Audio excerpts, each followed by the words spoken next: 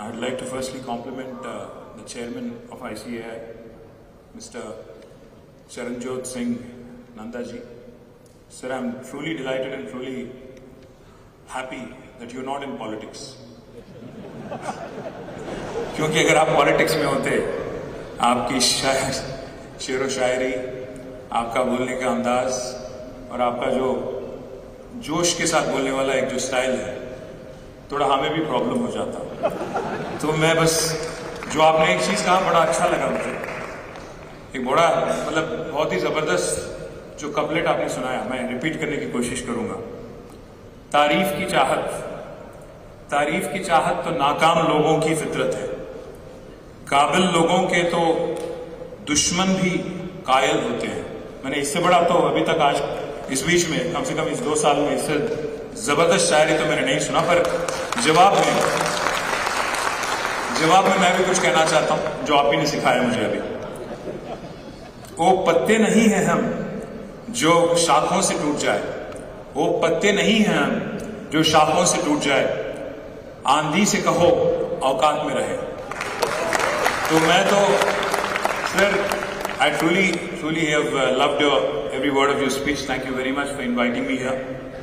To the dignitaries on the dais, Mr. Sanjeev Singhal, Sanjeev ji, Dayaniva Sharma ji, Abhay ji, my friend Sridhar Mupala ji, Mr. Reddy, who's the chairman of Hyderabad chapter, the former chairmen, Mr. Ranjit Agarwal, Mr. Devraj Reddy, and to all the other dignitaries who are gathered here from the ICAI.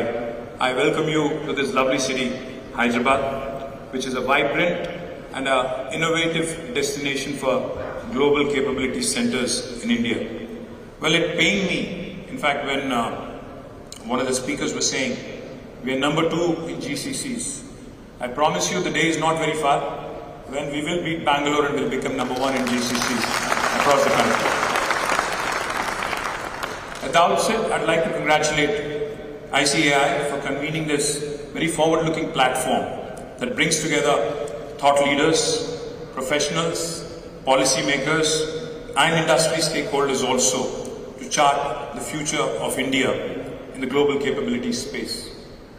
The theme is extremely sensible and extremely timely, from ledgers to global leadership, captures a powerful transformation that is sweeping our brilliant country today. It reflects how India's professionals, particularly chartered accountants, are moving from traditional accounting practices, from traditional roles, to becoming strategic partners in global business leadership. This also mirrors India's economic journey itself, from a support hub to global operations to a driving force in innovation, in governance, in compliance, and also in digital strategies. India today is the world's largest hub for global capability centers, hosting more than 1,600 GCCs, which enjoy the presence of more than 19 lakh professionals. By 2030, by the end of this decade, this number is expected to cross 2,500 GCCs, with more than 50 lakh professionals contributing an estimated $100 billion worth of USDs in value. Most important sectors such as banking, pharma, healthcare, retail, and technology have made India their global base for innovation, finance, risk management, analytics, and digital solutions. This success is primarily driven by the availability of abundant talent, cost competitiveness, of course, policy support, and above all, unflinching support in Indian professionalism. Our host city, Hyderabad, is, of course, one of the most important GCC destinations in the country, with more than 350 GCCs which are already operational and upcoming. More than 500 plus Fortune 500 companies also have chosen Hyderabad, not just for its infrastructure, but also for its progressive policies, skilled workforce, and innovation ecosystem. When we were in government for the last 9.5 years, from 2014 until the end of 2023, we did our best to also ensure that the vibrancy and the innovative edge that this city has is constantly up. We brought in unique policies. One of the policies that I would like to mention on this platform so that you understand that innovation is not confined to technology sector, but innovation can happen, innovation and disruption can happen even in governance. Our leader, the first Chief Minister of Telangana, Shri KCR, believed in one simple philosophy. He always told us from day one till the very last day we were in government. He said, move away from putting all the faith and putting all the responsibility on an individual. Go to the institutionalized approach. Instead of relying on an individual, अगर एक individual अच्छा काम कर रहा है, वो जब तक वहाँ रहेगा, काम ठीक ठाक चलेगा. पर वो individual अगर हट गया वहाँ से, फिर एक बार you'll have to start from square one. So he always told us, move away from that process where you completely rely on one individual, take the institutional approach. The second thing he said was move away from a people approach to a process approach, institutionalized change. That is something we truly believed in. As a result, the first piece of legislation that we drafted in the new state of Telangana was something called as the TS IPAS. TS IPAS stands for Telangana State Industrial Project Approval Self-Certification System. Unlike any other state in India, we are one state which had set a unique benchmark for ease of doing business. If you are a new enterprise starting a business, launching a business in Telangana, you actually don't need an approval from the government. You can hit the ground running, you can start your business on day one without any approval being sought or given by the government.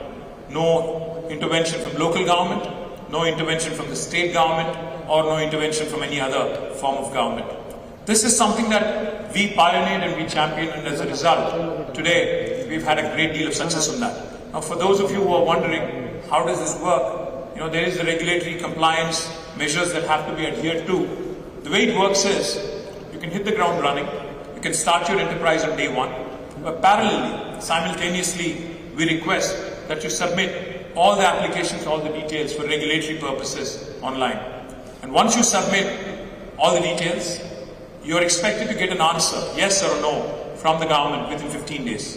If that does not come about, by statute, by legislation, on the 16th day, it's a deemed approval, it's a deemed yes, without even having any bureaucratic intervention. And the statute, the law also empowers the government to levy a sum of rupees 1,000 as a penalty on any bureaucrat who is responsible for holding up the clearance, the industrial clearance. I was in New York after we launched this new act, this legislation. I was in New York City meeting some of the top consultants in the world, Deloitte, the large consulting companies across the world. KPMG's chairman I met with. So in New York I was making this pitch saying no other Indian state offers you this. He smiled at me and he said, no state in the United States also offers you this. So this is something that is truly innovative, that is truly disruptive. Not only TSI Pass, as Mr. Nanda mentioned, what makes India attractive is the skilled workforce that we have, the professionalism that we exhibit.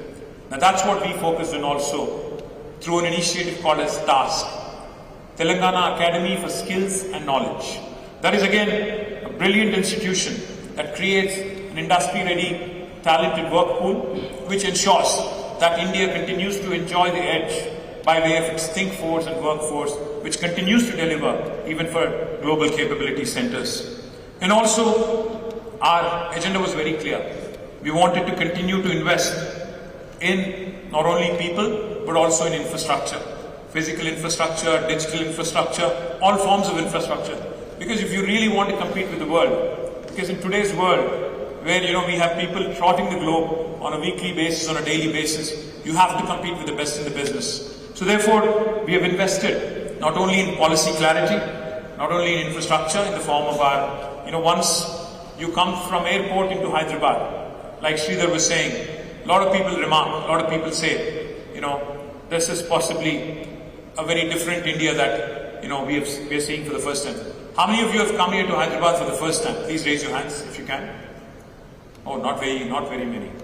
For those of you who come to Hyderabad for the first time, and when you're entering Hyderabad to the outer ring road into the financial district area, you would see the dynamism, the economic prosperity, and the might that shows up in the form of skyscrapers in the form of a Manhattan-like approach in this beautiful city. But you also can see and can explore, because this is a 2-day session, I would also urge you to explore the older part of Hyderabad. Hyderabad is a beautiful city, which has got heritage, which has got history, which has got culture, which has of course got great many business opportunities, great many opportunities to collaborate and partner. I would urge you to experience, have a wholesome experience of Hyderabad.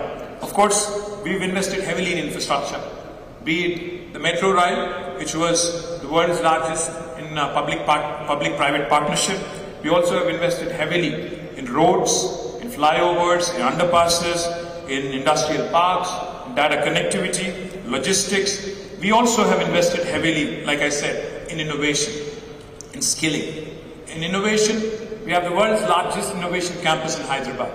We not only have some of the world's largest GCCs, we also have the world's largest innovation campus in Hyderabad in the form of T-Hub and T-Works. We continue to invest in infrastructure, and even though I'm in opposition now, I urge you all to encourage your colleagues, your customers, your valued friends to continue to invest in this beautiful city and this beautiful country, Hyderabad and Telangana.